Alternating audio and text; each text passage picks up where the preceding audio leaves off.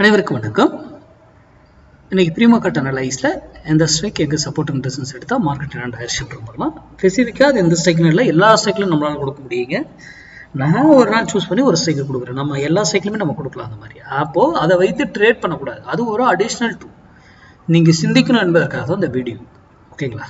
சிந்தித்து செயல்படுங்க. யார் யூடியூப், இன்ஸ்டா, ஃபேஸ்புக்கு எதை சொன்னாலும் நம்பாதீங்க, இன்க்ளூடிங் மீ. நான் சொல்றது நம்பாதீங்க. நீங்க படிச்சு அது சரியா ஒர்க் ஆகுதுன்னா மட்டும்தான் ட்ரேட் பண்ணணும், இல்லைன்னா பண்ணக்கூடாது. நம்மளுடைய position class, investment based class, எந்த ஸ்டாக்கு, செக்டாரு, எந்த டைம் அனலைஸ் பண்ணலாம், எந்த டேட்ல எடுக்கணும், என்ன ப்ரைஸு, எல்லாமே இதில் இருக்கும். இந்த கிளாஸ்ல இதில் பொசிஷனலாக ஆப்ஷனும் எப்படி பண்ணலாம் அப்படிங்கிற கான்செப்டும் இருக்கு. ஓகேங்களா?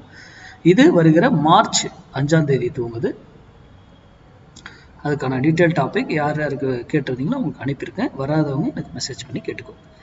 இது வருஷத்துலேயே 2 கிளாஸ் தான் எடுக்கிறேங்க. ஓகேங்களா? சரி, இன்னைக்கு நம்ம ஃபர்ஸ்ட் இது பார்த்துருவோம். ரீட்டைல் ட்ரேடர் என்ன பண்ணியிருக்காங்க என்னன்னு.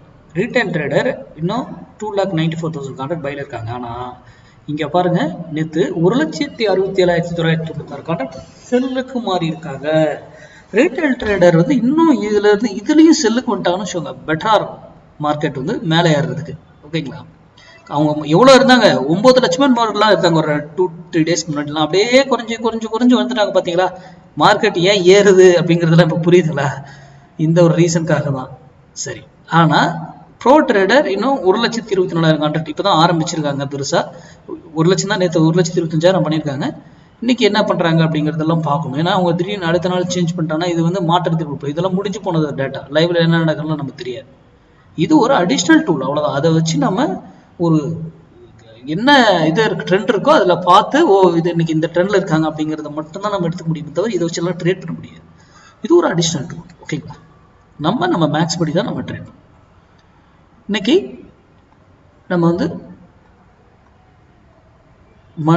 இன்னைக்கு வெனஸ்டே, கொஞ்சம் டைம் எடுத்து ட்ரேட் பண்ணுங்க, பொறுமையா, அவசரப்படாதீங்க இன்னைக்கு. ஓகேங்களா?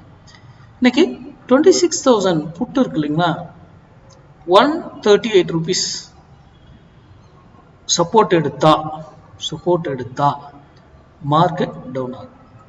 அதே 138 ரூபீஸ் அது ஒடிச்சு ரெசன்ஸா மாறிடுச்சுன்னா மார்க்கெட் அப்போ 26,000 புட்டு 138 வரும்போது உங்க டிசிஷன் எடுங்க. நீங்க என்ன வேணா பார்க்கலாம். நீங்க பேட்டர்ன் பார்க்கலாம், பிரைஸ் ஆக்ஷன் பார்க்கலாம், ஓப்பன் இன்ட்ரெஸ்ட் பார்க்கலாம், ட்ரெண்ட் லைன்ஸ் பார்க்கலாம், இல்லையா ட்ரேட் பார்க்கலாம், எதை வேணா பார்த்துக்கணும். நம்ம அதெல்லாம் பார்க்கறது max, some rules, entries, exit, stop loss, எங்க போகும் என்ன எல்லாமே நமக்கு தெரிஞ்சிருக்கும் முன்னாடியே. லைவ்ல எதுவுமே நம்ம மாற்றக்கூடாது. இங்க இருந்து போனா ஒரு வேளையில ரெசன்ஸ் எடுத்து திரும்பி ஆகணும், அதை பிரேக் பண்ணிட்டு ஃபர்தரா இருக்கும். அதே போல கீழே வந்தா ஒரு சப்போர்ட் எடுத்து திரும்பணும், சப்போர்ட்டை பிரேக் பண்ணிட்டு ஃபாலோ ஆகும். அப்போ ஒரு வேல்யூ கிடையாது. இதை வச்சு நம்ம ட்ரேடே பண்ண மாட்டாங்க சொல்றது. ஒரு அடிஷனல் டூல் தான். இங்க இருந்து போனா இப்படி போயிட்டு அப்படியே அடுத்தடுத்து போகலாம். இல்ல அங்கிருந்து போய் இறங்கினா அப்படியே அடுத்தடுத்து இறங்கிட்டே இருக்கலாம். ஒவ்வொரு இடத்துல சப்போர்ட் அண்ட் ரெசிஸ்டன்ஸ் இருக்கு. அப்போ மார்க்கெட்டு டைரக்ஷனை இதை வச்சு ஏன் சொல்றேன் அப்படிங்கிறத சிந்திங்க. மார்க்கெட்ல தானே சார் இந்த பிரீமியம் இதாகன்றது, ஏன் இதெல்லாம் சிந்திங்க. அப்பதான் இதுக்கான விடைகள் தான் கிடைக்கும். போஸ்ட் மார்க்கெட் ரிப்போர்ட்டில் சந்திப்போம். நன்றி, வணக்கம், வாழ்க வளமுடன்.